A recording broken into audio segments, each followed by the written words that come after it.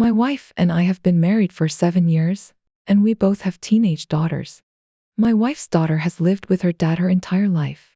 Despite being an excellent mother, my wife made the difficult decision to allow her daughter to live with her ex, believing he could provide a better life. 2 years later, they moved back to his home country, about 12 or 18 hours away by plane.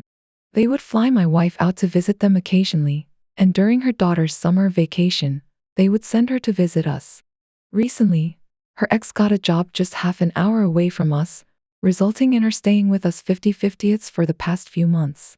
However, our living situation poses a challenge. We reside in a 2-bedroom, 1-bathroom house in a decent neighborhood. My daughter has always had her own room, and the news of having to share it didn't sit well with her. Unfortunately, tensions escalated when my daughter began exhibiting hostile behavior towards my stepdaughter. She went as far as blocking her from their shared room, throwing her belongings out the window, and creating an uncomfortable environment for her. The situation reached a critical point when my stepdaughter suffered a severe allergic reaction after being exposed to nuts my daughter brought into their room. Despite nuts being strictly prohibited in the house due to my stepdaughter's allergy, my daughter consumed them on her bed, unaware of the consequences. This incident led to my stepdaughter needing emergency medical attention, causing my wife to be rightfully outraged. Following the incident, my wife confronted my daughter, expressing her anger and insisting that she leave the house. Reluctantly, I arranged for my brother to pick her up, and my wife made it clear that my daughter was not welcome back. We filed a police report, and the current plan is for my daughter to reside in a group home or boarding school for the foreseeable future. Now, amidst this turmoil, my family and my daughter's mother are pressuring me to leave my wife, believing it will prevent my daughter from being sent away. However, I stand firm in my decision not to abandon my wife, as I believe my daughter's actions warranted consequences. Additionally, my wife's ex, who has full custody, is refusing to allow my stepdaughter into his home, further complicating the situation. I'm currently facing significant criticism from almost everyone except my brother, who's generously offering temporary employment for my daughter on his farm until we can establish a more stable arrangement. Am I truly at fault for prioritizing my wife over my child? Edit. It's worth noting that my daughter's mother is incapable of providing care. What could possibly be going on with your daughter? You're certainly not to blame in this situation. While the punishment may seem harsh, her actions were undeniably serious. Deliberately endangering the life of your stepdaughter cannot be brushed aside lightly. While being a teenager might afford her some leniency, it doesn't absolve her from comprehending the severity of her actions. For your wife to have any chance at repairing her relationship with her daughter, she must demonstrate that she's taken decisive measures to ensure her safety. Leaving your wife would only serve to validate your daughter's actions. You're not choosing your wife over your child. You're teaching your child about accountability for her behavior. The fact that your daughter's mother is unable to fulfill her parental duties is her own issue to contend with, not yours. If she can't contribute positively, then she should refrain from passing judgment. As for the rest of the family, they should either offer support or remain silent. While better parenting might have prevented this situation, dwelling on it won't offer any constructive solutions now. It's undoubtedly a complex and challenging situation to navigate. In addition, I have a tween daughter named Ellie, who has a best friend named Sophie, also a tween. Both girls have special needs and are mentally around 6 years old. I received a call from Sophie's mother yesterday while they were at an indoor playground. Sophie's mom invited Ellie to play, offering to include me on her punch card, which covers multiple visits up front. It was convenient, as it meant our entry would be free. After meeting them at the playground, the girls grew hungry, but Sophie's mom didn't have snacks. Although I suggested buying snacks from the front, she claimed she had no money and asked me to purchase goldfish for Sophie. While I offered to do so if she reimbursed me, she declined. I explained that I was responsible for my child's snacks, not hers, especially since she hadn't mentioned it earlier. Despite this, she returned with snacks and now insists I reimburse her for previous visits using their membership and guest passes. Our relationship has soured, and encountering her regularly at school drop-offs, pickups, and other activities only exacerbates the tension. Am I wrong for not buying her child a snack? You're in the wrong here. Sophie's mom has generously covered your daughter's entrance fees multiple times without asking for reimbursement. This small favor shouldn't have been an issue, especially given her past generosity. By refusing, you've turned a friendly gesture into a transactional one, jeopardizing the friendship. It's quite petty to let a $2 snack ruin a friendship, considering the favors she's done for you. Your entitlement is showing, and it's not a good look. It's not about the money, it's about reciprocity and basic decency. Absolutely, you're in the wrong. Sophie's mom has been accommodating and generous in the past, and a small gesture like buying her child a snack shouldn't have been an issue. Friendship shouldn't be reduced to monetary transactions. I disagree, burning bridges over a $2 snack is short-sighted. In the special needs community, finding compatible friends for your child is challenging. It's possible Sophie's mom might try to salvage the relationship despite your behavior. The cynic in me believes the op is aware of this, allowing her to get away with much more than in other friendships. This callous behavior is not only worse but also foolish, even against her own interests. You don't alienate friends whom you might also need. Last year, my husband and I distanced ourselves from his mom due to her unwarranted interference in my personal affairs, which didn't concern her in the slightest. The crux of the matter is that I was contacted by some biological relatives of mine, my late father's parents and two of his siblings. They expressed regret for allowing my younger sister and me to be placed in foster care when we were 6 and 2 years old, respectively, after our parents passed away. Unfortunately, my sister passed away shortly afterward, leaving me entirely alone without any family. Receiving contact from these individuals now, at the age of 29, after over 2 decades of absence, irritated me. The reason for their initial rejection was that I was the result of my father's affair. He was married with children when he started an affair with my mother, and his divorce from his ex-wife only occurred when my mother was 6 months pregnant with me. The fallout from this situation resulted in my father being despised, and consequently, so was I and my sister upon her birth.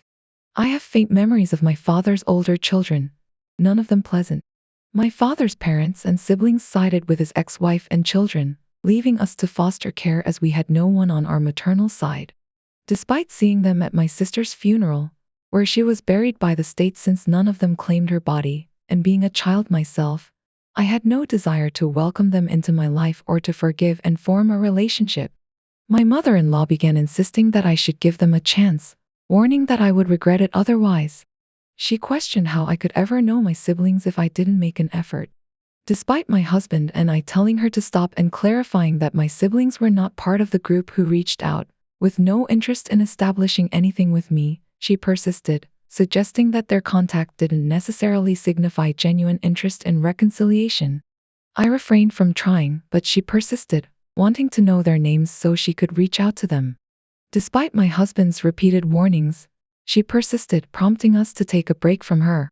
However, a little over a week ago, she surprised me by revealing she had found them on Facebook and was awaiting their response to her message. Angered by her persistence, I lost my temper and demanded she stay out of matters that didn't concern her. She reprimanded me for cursing and insisted she was only trying to help. Upon my husband's return, he was furious with his mother. Their argument escalated, involving his brother, who accused me of mistreating her and suggested I should have simply shut the door in her face and left it to my husband to handle her. Now, I'm questioning if he was right and I was wrong to engage as I did. Am I the one at fault here? You're definitely not at fault. Your mother-in-law continuously intruded into your affairs against your wishes, which is unacceptable. It's completely understandable that you want no contact with your biological family after the ordeal you and your sister went through. Your mother-in-law needs to learn to respect boundaries, and you are right to assert yourself. Absolutely not. It's appalling what your biological family did to you and your sister, and your mother-in-law's behavior is unacceptable. Her meddling and lack of respect for your boundaries are completely out of line. You're justified in your response. Your mother-in-law crossed a significant boundary and disregarded your wishes. She seems to have this idealized notion of orchestrating a dramatic family reunion, which is both self-serving and disrespectful. You're absolutely in the right here. It sounds like your mother-in-law has a misguided belief that family ties should always be maintained, regardless of toxicity. However, her actions are intrusive and disrespectful.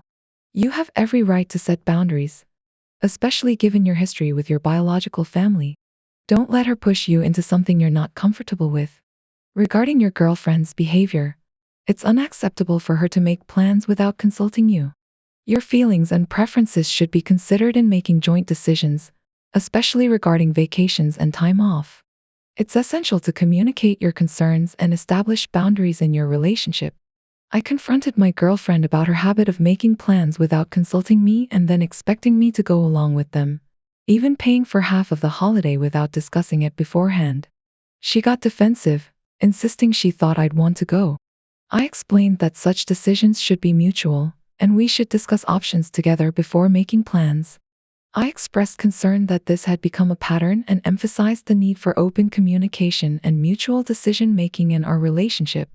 Despite my efforts to address the issue calmly, she accused me of starting an argument over nothing and defended her actions as merely trying to plan nice things for us. Am I wrong for not wanting my girlfriend to make plans for me without consulting me? You're definitely not in the wrong here.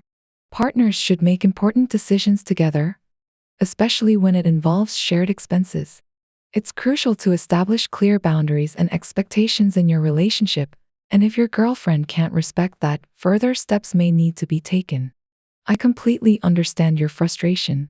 It's not unreasonable to expect mutual decision-making in a relationship, especially when it comes to significant matters like holidays. Your girlfriend's dismissive attitude toward your concerns is concerning and warrants a serious discussion about boundaries and communication. Communication is key in any relationship, and it's essential to address issues like this early on to prevent resentment from building. Your feelings and preferences matter, and your girlfriend should respect that. Setting boundaries and finding a compromise that works for both of you is crucial moving forward. As a grandparent of twins, one of whom is autistic and prone to meltdowns, I've had numerous disagreements with my son regarding discipline. Our latest argument occurred when I put my granddaughter in timeout, which took longer due to her siblings' behavior. Despite my efforts to discipline her appropriately, my son believes I shouldn't punish her anymore. However, I believe in consistent discipline and allowing her to experience consequences for her actions, even if it takes longer due to her brother's behavior. The primary issue arose when my oldest grandchild expressed frustration about their sibling, prompting me to suggest a small day trip with just them. I informed the parents that I wanted some bonding time with my oldest, which resulted in them being upset about excluding the youngest. Nonetheless, we had a fantastic time, and I even bought my oldest a few treats like a new hoodie and some candy. However, another argument ensued when they became upset that I hadn't bought anything for the youngest, who had been feeling down ever since. I placed the youngest in a timeout, which upset my son and daughter-in-law, deeming it too harsh. But it was simply a timeout where she sat in a chair. She became upset during dinner when the food wasn't to her liking and started throwing things, which I promptly stopped. You're not at fault here.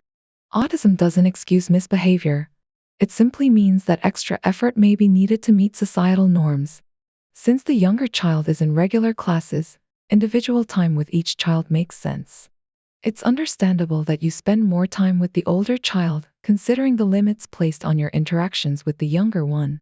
Giving your older grandchild some personal time is beneficial, especially given the likely neglect they experience due to the younger child's meltdowns. You're making a commendable effort to give your older grandchild some respite.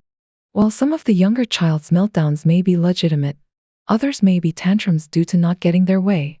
As a grandparent, managing an autistic child isn't your responsibility, and you're doing your best to provide support and individual attention to both grandchildren. You're misguided in your approach to disciplining your autistic grandchild, insisting on a timeout method that clearly doesn't work for them. Educating yourself about autism and understanding masking behavior is essential.